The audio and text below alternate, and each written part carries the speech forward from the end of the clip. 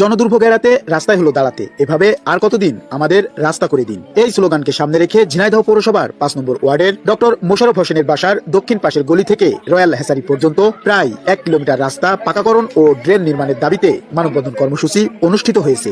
শুক্রবার জুম্মার নামাজের পর এই মানববন্ধন কর্মসূচির আয়োজন করা হয়। সে সময় বৃষ্টি উপেক্ষা করে ব্যানার ফেস্টুন নিয়ে মোহাম্মদ শাহিদুল ইসলাম, ইমরান হোসেন, সাকিব হোসেন, আকাশ রহমান সহ পৌরসভার ৫ নম্বর ওয়ার্ডের সকল শ্রেণী পেশার মানুষ অংশ নেয়।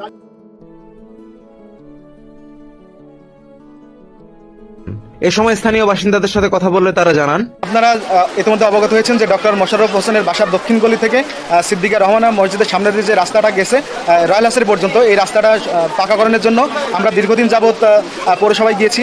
পৌরসভার সচিব মহোদয়, তারপর প্রশাসনিক কর্মকর্তা, আমাদেরকে ৫ নম্বর ওয়ার্ডের কাউন্সিলর মধু মেম্বারের সাথে কথা বলেছি এবং আমরা আমাদের মেয়র মহোদয়ের সাথে যোগাযোগ করার চেষ্টা করেছি, কিন্তু মেয়র মহোদয় আমাদের সাথে যোগাযোগ করেননি এবং আমাদেরকে কোনো আশ্বস্ত করেননি। যার ফলশ্রুতিতে আমরা যারা মহল্লাবাসী আছি আজকে জুম্মার পরবর্তীতে এসে দাঁড়িয়েছি আমাদের সড়কটা যেন খুব পাকাকরণ হয়, কারণ এখানে সামান্য বৃষ্টিতে হাঁটু পানি বাঁধে এবং আপনারা জানেন বর্তমানে ডেঙ্গুর প্রাদুর্ভাব খুবই বৃদ্ধি পাচ্ছে, যার কারণে এলাকাবাসী আতঙ্কে আছে যে আসলে ডেঙ্গুর আক্রান্তে জীবন যেতে পারে। তো এই জন্য ড্রেন নির্মাণটাও খুব জরুরি সড়কের সাথে সাথে। তো আমাদের এই দুইটা দাবি, যে অবস্থায় রয়েছে বা যে অবস্থায় এগের রাস্তা ছিল, আজ ৪০ বছর ধরে এই রাস্তা এরাম রয়েছে।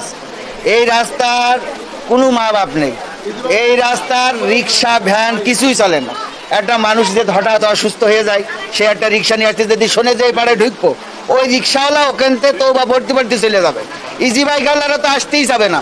আর এক মুসল্লিরা আসবে দেখেন, এখন তো হালকা বৃষ্টি হয়ে গেল, আপনারা তাকে দেখেন এখনই কত পানি, এখন পা হয়েছে। এইসব ছেলেপিলে স্কুলে যার সময় তাকার আছে গা পানির ভিতরে যাতে স্কুলে যেতে পারে না তারা ঠিক মতন। সত্যি কথা বলতে এখানে তো অনেকের বক্তব্যই দেখলেন, তো আমার কাছে সব থেকে দুঃখজনক যে জিনিসটা মনে হয় সেটা হচ্ছে যে আমরা শহরের প্রাণকেন্দ্রের এত কাছাকাছি থাকি যে এখান থেকে হেঁটে যেতেও মাত্র 5 মিনিট সময় লাগে, কিন্তু সেই তুলনায় আমরা কিন্তু এতটা অবহেলিত যে আমাদের জন্মের পর থেকে এই কাজে কোনো লক্ষণীয় কোনো কাজ বা সংস্করণ কখনোই হয়নি। আমরা এই পাড়ায় দীর্ঘদিন যাবৎ বসবাস করছি। এই পাড়া অবহেলিত, নির্যাতিত, নিপীড়িত, অবহেলিত মানুষের বসবাস হয়ে রূপান্তরিত হয়ে গেছে। এটা দেখার কেউ নেই, আমাদের কোনো অভিভাবক নাই, আমাদের কোমলমতি শিক্ষার্থীরা স্কুলে যেতে পারে না। এই রাস্তাটা পাকাকরণ করার জন্য ঝিনাইদহে এমন কোনো জায়গা নেই যে পাকা রাস্তা হয়নি, কিন্তু আমাদের এই কোটপাড়াটা এত অবহেলিত সে বলে শেষ করার মতো নাই। কোনো সময় যাতায়াতের ভ্যান, গাড়ি এবং রিক্সা কোনো কিছু নিয়ে চলা যায় না। একটু বৃষ্টি হলে যে একটা মোটরসাইকেল, একটা বাইসাইকেল নিয়ে আমরা শহরমুখী হবো, শহরমুখী যাওয়ার কোনো ব্যবস্থা নেই। আমরা যাতে চাই যে একটা রুগী হোক, একটা অসুস্থ হোক, এক সময় তাকে নিয়ে আমরা যে শহরমুখী হবো সেই ব্যবস্থা পরিকল্পনা থাকতে হবে, কিন্তু সেই ব্যবস্থা আমাদের নাই। আমরা মেয়র মহোদয়ের সাথে দেখা করার জন্য গিয়েছি এবং যত প্রকার প্রসিডিউর আছে আমরা সবকিছু পালন করেছি, কিন্তু তারপর আমাদের এই বিষয়ে কোনো পদক্ষেপ নিতে হচ্ছে। এটা যেন একটা এতিমের এলাকা, আমাদের এলাকাটা যেন এতিমের এলাকা, কেউ দেখার কেউ নাই, এখানে আমাদের খোঁজখবর নেওয়ার কেউ নাই। তো আমরা মেয়র সাহেবকে বলবো যেন খুব দ্রুতই এই সড়কটা পাকা করেন। যদি সড়ক পাকা না করেন তাহলে আমরা জেলা প্রশাসন বরাবর আমরা বাধ্য হব স্মারকলিপি দিতে। অ্যাম্বুলেন্স কোনো কিছু পাওয়া যায় না, একটা রিক্সাও আপনার আসতে যায় না, কোটপাড়ার কথা শুনলে কোনো গাড়ি আসতে যায় না। ৩০-৪০ বছর ধরে আসলে এটা অবহেলিত, মানে কোনো জনপ্রতিনিধি চেঞ্জ হয়, নতুন নতুন কেউ আসে বা আগে যারা ছিল কেউ আসলে এদিকে সুনজর দেয়নি। এলাকাবাসীর দুঃখ দুর্দশা তারা আসলে দেখিনি এবং বিভিন্ন সময় বিভিন্ন দাবি দাওয়া নিয়ে জনপ্রতিনিধিদের সাথে সাক্ষাৎ করতে গেলেও তারা আমাদের সেইভাবে দাবি পূরণ করেনি, অনেক সময় যে আমাদের সাথে সাক্ষাৎ পর্যন্তই দেয়নি।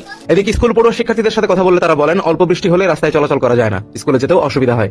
একটুখানি বৃষ্টিপাত হলে স্কুলে যাওয়া যায় না, পড়াশোনার সমস্যা হয়ে যায়। আমরা নতুন কোটপাড়ার স্কুলের শিক্ষার্থী, আমাদের যখন বৃষ্টি হয় মাটির রাস্তা হওয়ার কারণে আমাদের রাস্তাতে কাদা সৃষ্টি হয় এবং হাঁটু পানি জমাট বাঁধে, তাই আমরা স্কুলে যেতে পারি না এবং আমাদের খেলাধুলা, বিকেলবেলা যে খেলাধুলা করবো পানি জমাট এবং কাদার কারণে আমরা খেলাধুলা করতে পারি না। মেয়র মহোদয়ের কাছে আমাদের একটাই আবেদন যে তিনি যেন আমাদের এই সড়কটির দিকে সুদৃষ্টি সহ তাকান এবং তিনি যেন আমাদের এই রাস্তাটি পাকাকরণ করেন এবং একটি ড্রেন নির্মাণ করেন।